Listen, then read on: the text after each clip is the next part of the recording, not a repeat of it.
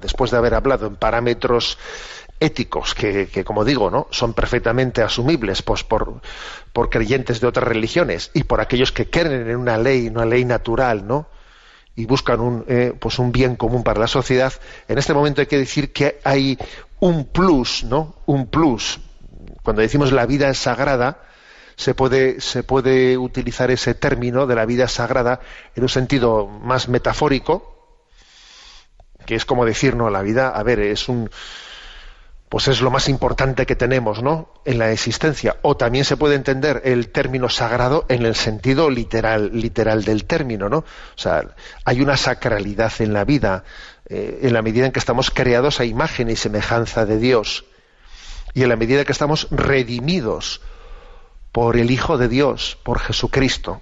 Es decir, que cuando nos encontramos ante un enfermo, y un enfermo terminal, estamos ante alguien que, aunque le veamos en decrepitud, esta persona que está en decrepitud ante ti, ante tus ojos, esta persona está creada a imagen y semejanza de Dios y ha sido redimida por Jesucristo. O sea, que la fe cristiana, claro, dignifica el valor de la vida de una manera impresionante, ¿no? Este ha sido redimido por el Hijo de Dios. Y al mismo tiempo que la fe cristiana, ¿no?, pues pone en valor, ¿no?, el don de la vida en su fase temporal, pero la paradoja está que al mismo tiempo nos recuerda que es relativo esta fase temporal de la vida, es relativa, ¿eh? ¿Por qué? Porque hay una llamada sobrenatural a que la vida sea vida eterna. Entonces, la vida terrena tiene un carácter relativo. Es sagrada, fíjate, es sagrada, pero al mismo tiempo es relativo. No es la última palabra, es la penúltima palabra. La última la va a tener la vida eterna, ¿no? Entonces, fíjate, la visión cristiana dignifica a esta persona que tú la ves decrépita, que la ves, que uno dice, ¿qué dignidad tiene? La dignifica al máximo, pero al mismo tiempo también nos ayuda a relativizar este momento y a darnos cuenta de que hay otro bien superior para el cual nos estamos preparando, ¿no? Bien, esta es una visión muy importante, ¿no? Entonces, ¿de qué manera ayuda la fe a encontrar un sentido a la vida, ¿no? Pero de modo particular cuando la vida se encuentra bajo el sufrimiento, ¿no? Bajo un sufrimiento que es especialmente lacerante, como puede ser una fase final o terminal que decimos en la vida, ¿no? Bueno, la fe ayuda de una manera que en el fondo no se pierde en teorizar, ¿eh? Porque a veces nosotros podemos caer en la tentación de las teorizaciones. ¿Y por qué? ¿Y por qué? ¿Y por qué? ¿No? ¿Y por qué Dios permite? ¿Y por qué esto no sé qué? A ver, la fe, uno lee las Sagradas Escrituras y claramente se da cuenta de que las Sagradas Escrituras no responden a esa especie de deseo de que a veces tenemos de destripar los misterios que no alcanzamos. La Sagrada Escritura no va por ahí. Más bien, la Sagrada Escritura, la revelación, la fe, se quiere centrar, ¿no?, como dice aquí, no posee, hay una cita del Papa Francisco en la que se nos dice: la fe nos revela el sentido de los sufrimientos al mostrarnos el para qué. Incluso dice el Papa, el para quién. Sí, Dios a veces ha ligado nuestros sufrimientos, nuestras penalidades en una oportunidad, en una ocasión de detenernos, de reflexionar sobre la propia vida en su conjunto, qué sentido tiene la existencia. A veces parece, ¿no?, que es necesario que determinadas seguridades en las que te apoyas entren, ¿no? O sea, entren en crisis para que en ese momento te hagas la pregunta, a ver, ¿y qué sentido tiene todo el montaje de mi vida, ¿no? Que, bueno, cuando nos vemos en la debilidad es un momento para detenernos, reflexionar sobre el propio sentido de la existencia.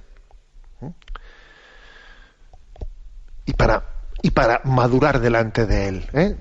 Dice una cosa el documento que me parece importante, ¿no?, de tipo pedagógico, y es que en este proceso tenemos que ser muy respetuosos con el ritmo de cada uno, pues porque claro, no todo el mundo está en el mismo momento dentro de ese proceso, ¿no? Y hay que respetar el ritmo de cada uno, y entonces no se puede forzar la respuesta sobre el sentido ante una persona, ¿eh? Igual, pues, si alguien va ahí y alguien que está sufriendo, pues se pone al lado suyo y le dice, pero tú no te das cuenta que que estos sufrimientos, Dios quiere de ti esto y lo otro y lo otro y lo otro y lo otro con ellos. A ver, pues es posible que todo ese tipo de explicaciones, si vienen meramente de fuera, pero no han tenido la paciencia de esperar a que esa persona vaya reflexionando y madurando, le caigan como un meteorito, ¿no? Como un meteorito que más que ayudarle, pues casi todavía le dificultan más el encontrar el sentido, ¿no? Quiere decir que hay que ser muy, digamos, paciente a la hora de proponer a los que sufren la propuesta de sentido cristiana, tomar el pulso, como se dice, ¿no? Tomar el pulso a las personas y ver también en qué medida, en qué fase, pues están en una fase de negación, están en una fase de rebelión, están en una fase de aceptación, están en una fase de ofrecimiento, porque estas fases suelen acontecer, en la vida. A veces hay una primera fase cuando alguien está en un momento, en una enfermedad terminal, que está en una fase de negación, como no querer verlo.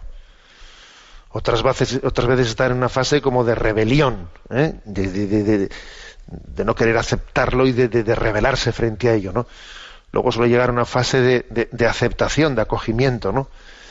Y finalmente llega una fase que es hacia la que tenemos que caminar, ¿no? Que es la de un ofrecimiento, y un abandono. En el ofrecimiento. Bien, a la hora de hacer la propuesta cristiana, pues es importante ver cada uno en qué fase está, y obviamente habrá que tener la paciencia para que una persona pues vaya avanzando, ¿no?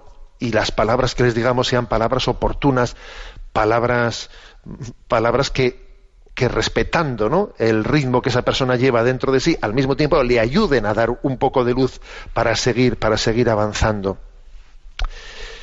Es importante que recordemos que Jesucristo, en sus palabras en el Evangelio, manifestó que en absoluto debemos de decir que una enfermedad viene como consecuencia de los pecados de una persona. No debemos de decir eso, ¿Quién pecó, este o sus padres, para que se naciese ciego?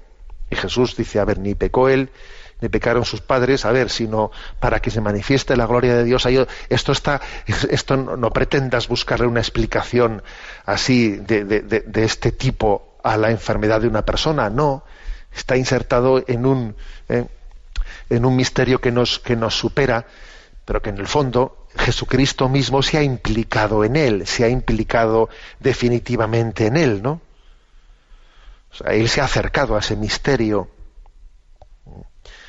ha consolado a los enfermos, a los que sufren, ha asumido el dolor, ¿no? Los asumió en la cruz.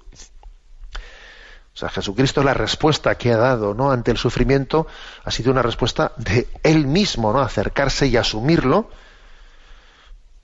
convirtiéndolo mediante el misterio de la cruz, convirtiéndolo en una Pascua, en un paso, ¿no?, de la cruz a la gloria.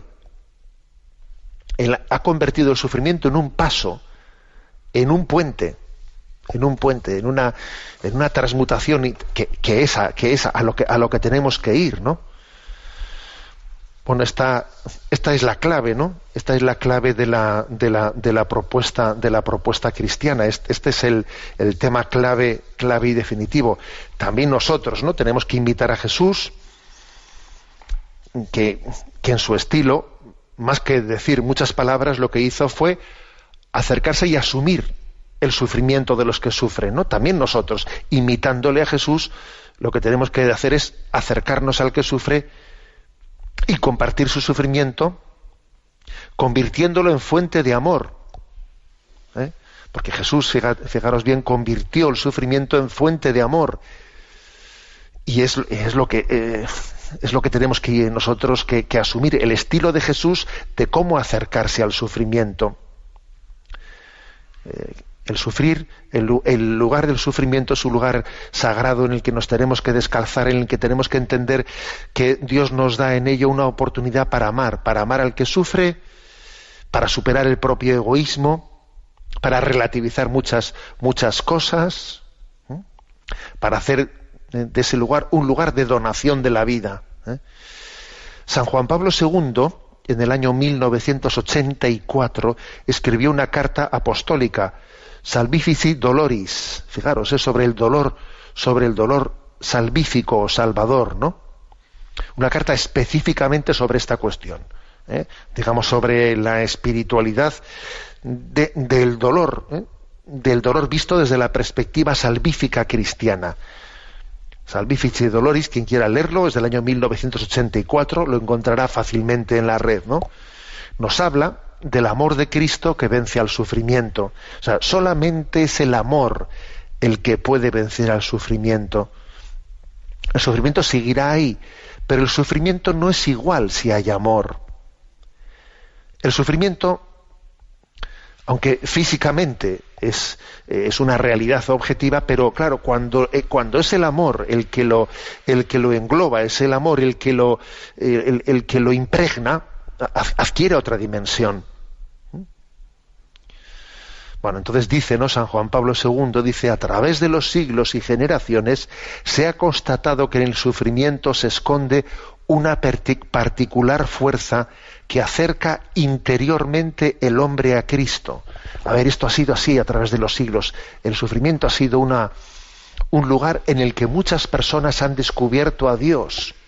Alguno me dirá, también ha sido un sitio en el que algunos han entrado en crisis en su fe contra Dios. Sí, pero yo me atrevería a decir, que son muchísimos más los que en el sufrimiento,